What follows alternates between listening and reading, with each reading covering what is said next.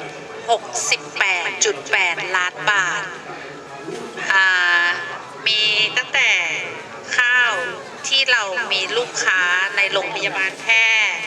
สหกรณ์การเกษตรผู้บริโภคในจังหวัดและก็ต่างจังหวัดค่ะ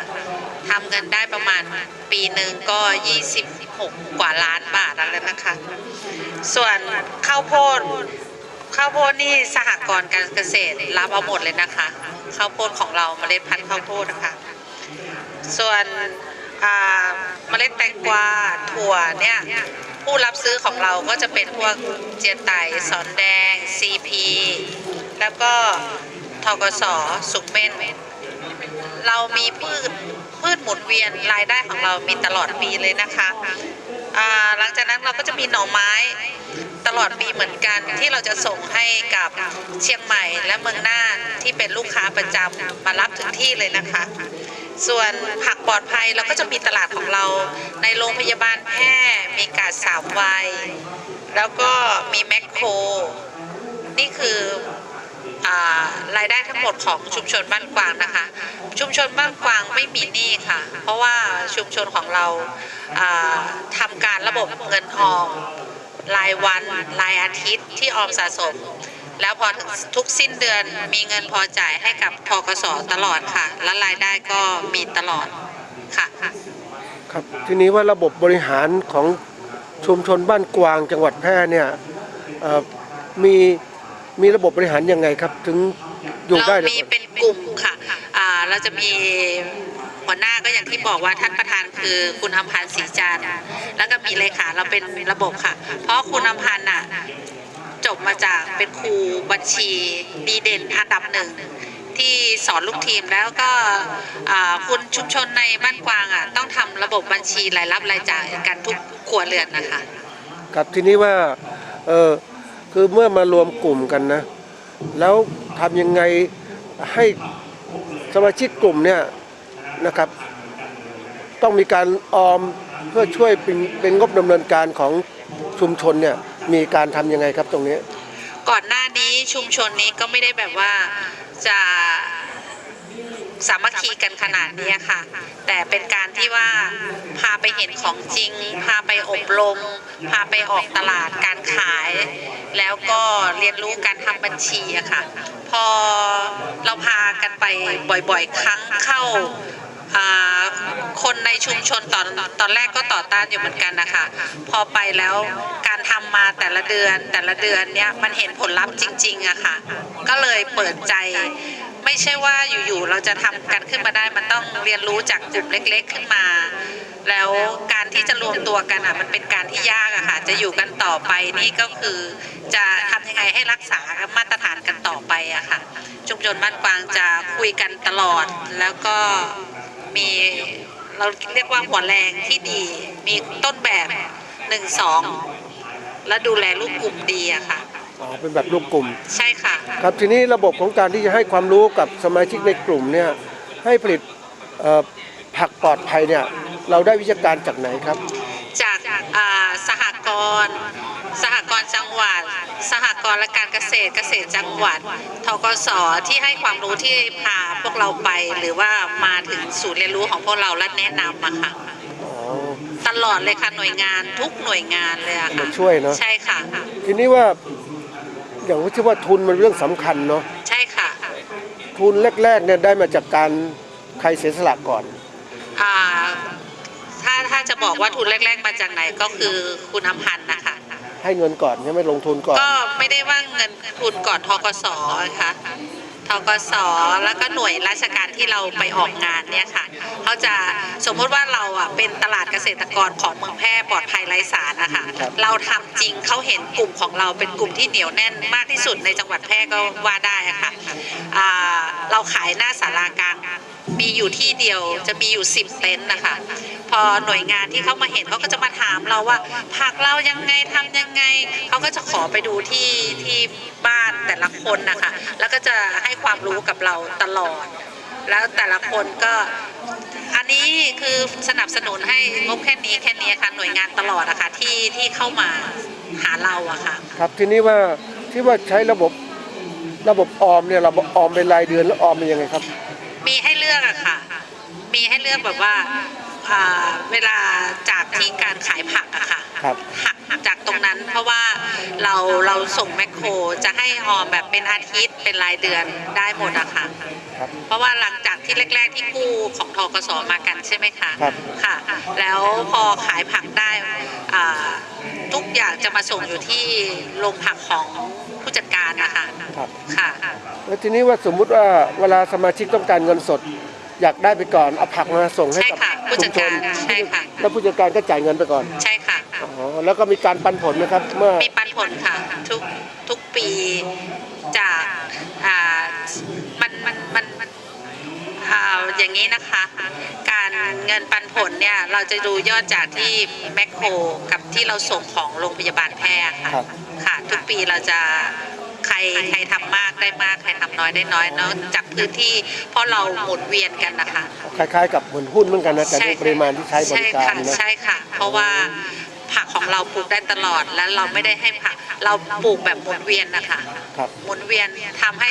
ทุกครัวเรือนมีรายได้มากพอๆกันตลอดอะค่ะหมุนเวียนปลูกอย่างคนนี้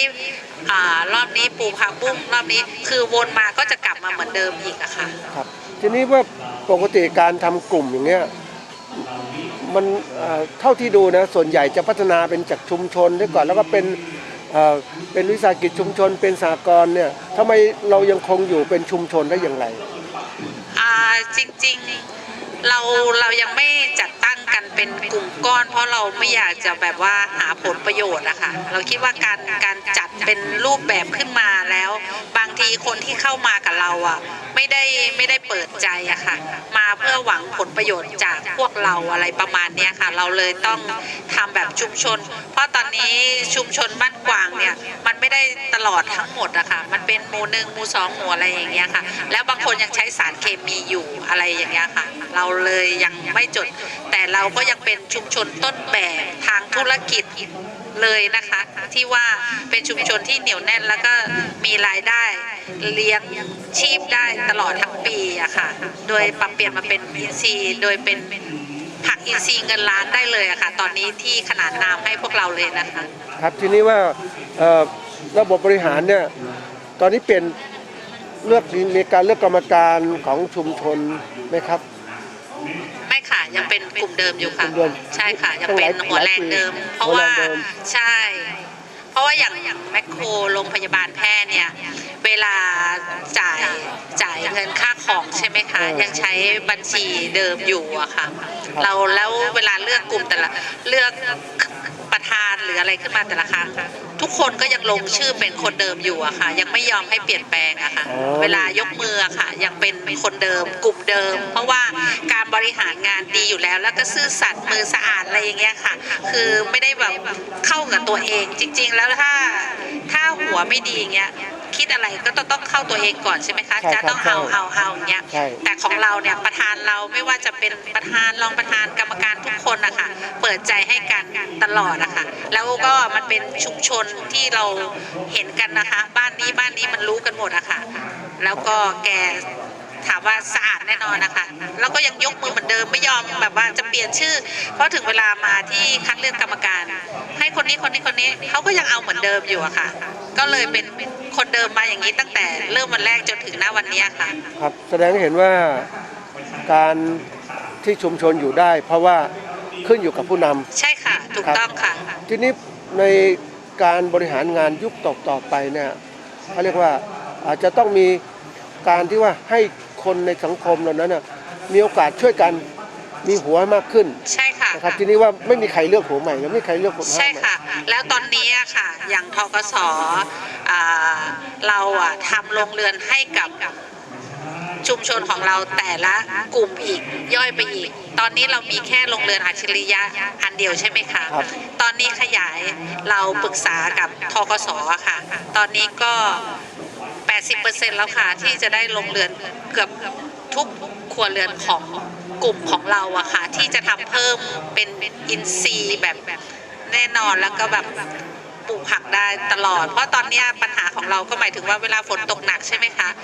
ติดต่อกันหลายๆวันผักก็ไม่ได้ขนาดตามที่ต้องการอย่างเงี้ยค่ะแล้วก็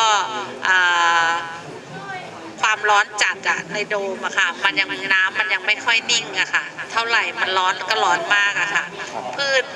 บางตัวมันไม่สามารถที่จะปลูกได้ตลอดทั้งปีอะค่ะนี่คือปัญหาของเราอะนะคะ ปัญหา ใช่ การครับ ใช่ค่ะเพราะเราเป็นต้นน้ำอะค่ะ ครับปัญหาการผลิตทีนี้ปัญหาการตลาดนอกจากเราจะพึ่งแมคโครพึ่งโรงพยาบาลเรามีการหาตลาดอื่นเพิ่มเติมไหม ก็อย่างหน่วยงานเสนองานมาอย่างนี้ยค่ะ เราก็จะมีสินค้าแปรรูปถามว่าเรามีแค่นี้เราพอไหมเราก็ยังจะหาตลาด แต่ว่ากำลังอะค่ะกำลังในการผลิตของเราอะค่ะไม่พอก็อย่างที่บอกอะค่ะในชุมชนบ้านกวาง มันมีคนที่ใช้สารและก็ไม่ใช้สารไงคะ ครับ เพราะฉะนั้นเราอ่ะจะต้องสอนให้คนที่เขาใช้สารอยู่อะค่ะปรับมาเป็นอินทรีย์อย่างเราก่อนนะคะถึงจะขยายตลาด เพราะตอนนี้ถามว่าเรามีตลาดแมคโครโรงพยาบาลแพทย์ตลาดในส่วนราชการพอไหมถามว่าเราก็ยังพอในระดับหนึ่งที่เรายังผลิตได้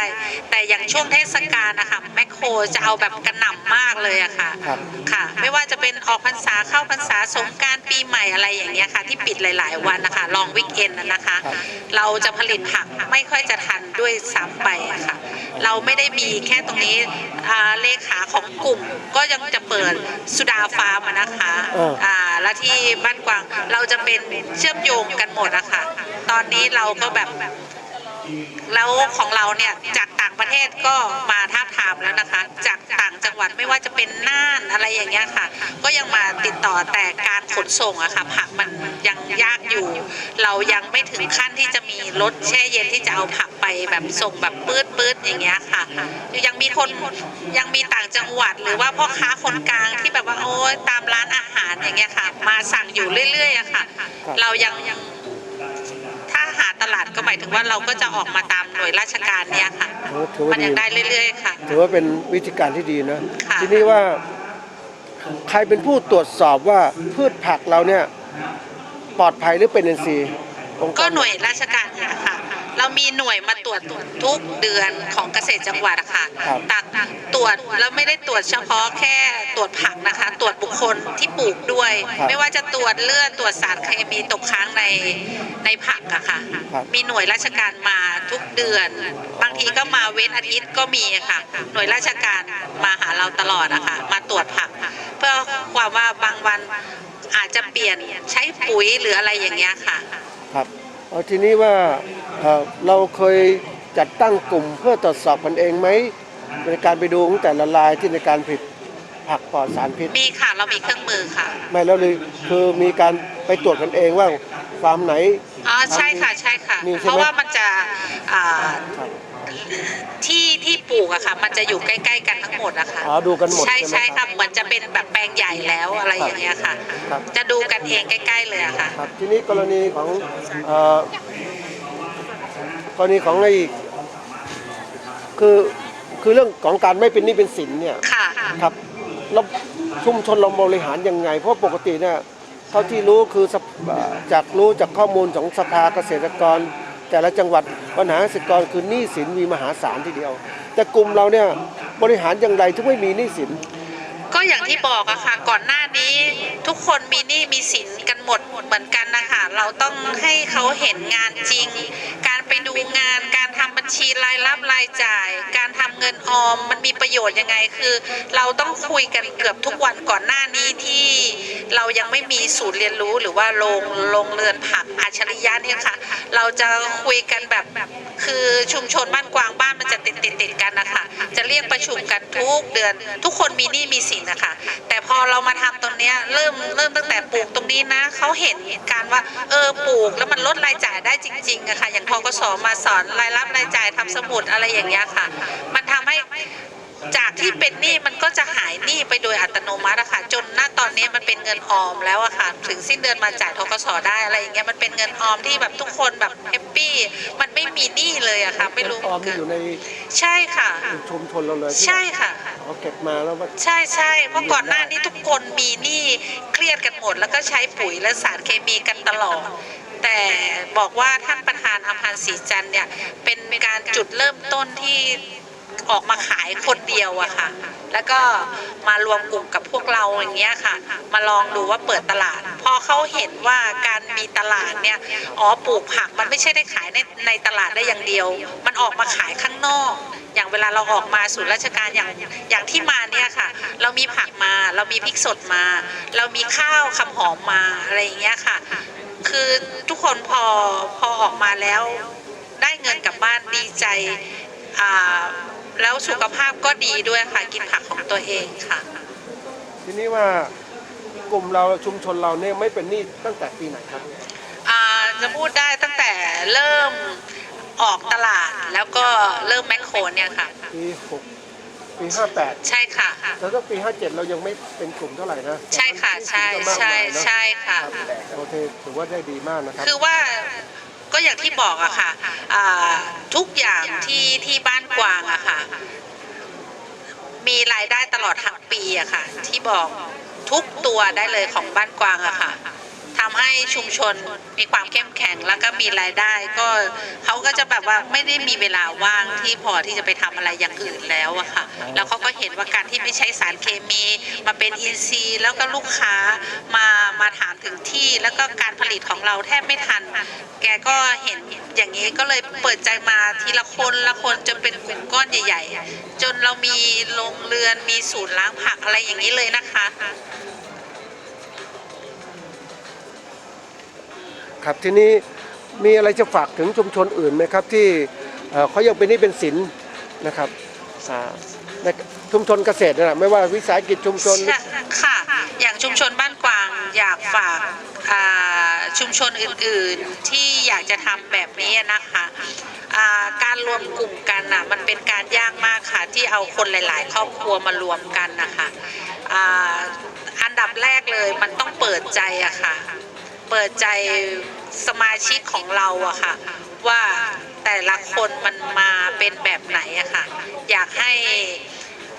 ผู้นำอะค่ะถ้าผู้นำที่มีความพร้อมที่แบบอยากจะนำเราไป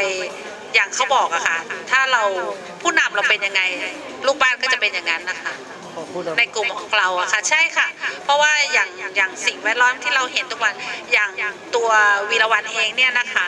ไม่เคยทำเกษตรแล้วไม่รู้สึกว่ามันจะยากมากเราเป็นแปรรูปมาตลอดทำแหนมเห็ดทำแหนมกระดูกอ่อนใบพายทำข้าวเกรียบทำอะไรอย่างเงี้ยค่ะเป็นแปรรูปตลอดไม่เคยสนการปลูกผักเลยพอมาอยู่เนี่ยแค่ขายไม่เท่าไหร่เราก็จะนึกบอกว่าผักนี้นะคะสามารถเอามาทอดได้เราก็จะบอกลูกทีมว่าพี่ลองปลูกนี้ดูเราก็ไปซื้อพันธุ์ของมันมาแล้วให้พี่เขาปลูกแล้วเราเป็นคนทอดให้พี่เขาเห็นเลยค่ะอย่างวอเตอร์เคสอย่างผักบุ้งมันทอดออกมารวมกันเฟื่องฟ้าอัญชันดอกแครมันทอดมาแล้วมันได้เป็นไงแล้วมันกินได้ยังไงอะไรอย่างเงี้ยค่ะจนตอนนี้นะคะในที่100 กว่าตารางวาของเราอะค่ะปลูกผักด้วยเป็นอินทรีย์ด้วยแต่ปลูกผักของเราเราไม่ได้ขายเราเอาไว้ทอดอะค่ะแล้วทุกคนก็จะมาจากเป็นแม่ค้าที่ทำแปรรูปแล้วมาปลูกผักเนี่ยค่ะมันเป็นแบบการซึมซับอะค่ะครับถือว่าใช้ได้นะครับอันนี้เป็นท่านผู้ชมหรือท่านที่เป็นเกษตรกรสามารถที่ดูต้นแบบนี้ได้นะว่าอันนี้หนึ่งคือบริหารอย่างไรให้เป็นแล้วก็แปรรูปยังไงเพิ่มมูลค่าอย่างไรถือว่าเป็นสิ่งที่ดีมากผลิตภัณฑ์ชุมชนตอนนี้ที่มาแสดงมีอะไรบ้างครับวันนี้ก็ตอนนี้นะคะน้ำย้อยของเราตัวตนของน้ำย้อยหมดแล้วนะคะแต่ตอนนี้เหลือน้ำย้อยใส่หมูกระจกค่ะจากการที่ว่ามันเป็นสูตรนี้ได้ไงน้ำย้อยธรรมดาก็ไม่มีแค่หมูอะไรอยู่แล้วแต่เวลาเราทอดหมูกระจกอะค่ะไอ้ที่เศษของมันทั้งหมดอะค่ะเราก็เลยเอามาลองโรยดูแล้วมันอร่อยอะค่ะเราเลยเอาไปผัดรวมกันกลายเป็นสินค้าตัวใหม่น้ำย้อยหมูกระจกของเราอะค่ะเป็นที่ขึ้นชื่อมากเลยนะคะของชุมชนครับเรื่องของเราใช่ค่ะชื่อแบรนด์อะไรครับแบรนด์ว่าวีรวรรณเกษตรแปรรูปค่ะแบรนด์เกษตรแปรรูปนะแล้วก็ข้าวเกรี๊ยวฟักทองงาดำของเรา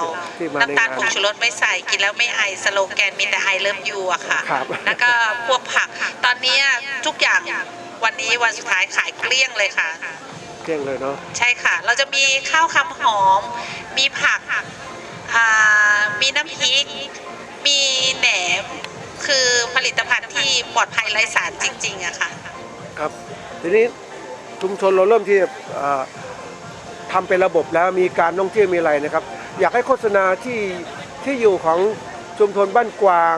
ไปที่ไหนอย่างไรครับ ชุมชนบ้านกวางในอนาคตในปี 63นั้นนะคะจะทำเป็นเปิดเป็นแหล่งท่องเที่ยวที่จะมีโฮมสเตย์พร้อมด้วยนะคะที่ชุมชนบ้านกวางบางคนจะไม่รู้จักว่ามันอยู่ทางเส้นลองกวางหรือเปล่าไม่ใช่นะคะชุมชนบ้านกวางอยู่ที่บ้านกวางสูงเม่นไปทางบ้านเหล่าหรือว่าถ้าจะไปง่ายๆก็คือไปทางพระธาตุช่อแฮเลี้ยวขวาตรงสถานีอนามัย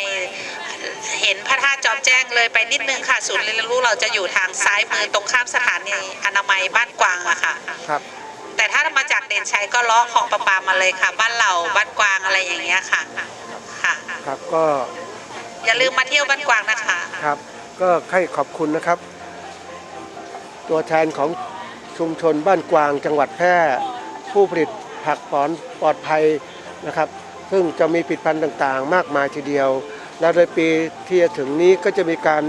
ทำชุมชนเป็นแหล่งท่องเที่ยวมีศูนย์เรียนรู้ต่างๆนะครับ ก็ขอท่านผู้ชมที่สนใจนะครับ ก็ไปที่ชุมชนนี้ได้เลยครับ วันนี้ทางรายการหมดเวลาลงแล้วครับให้ขอขอบคุณมากนะครับ สวัสดีครับ ขอบคุณค่ะ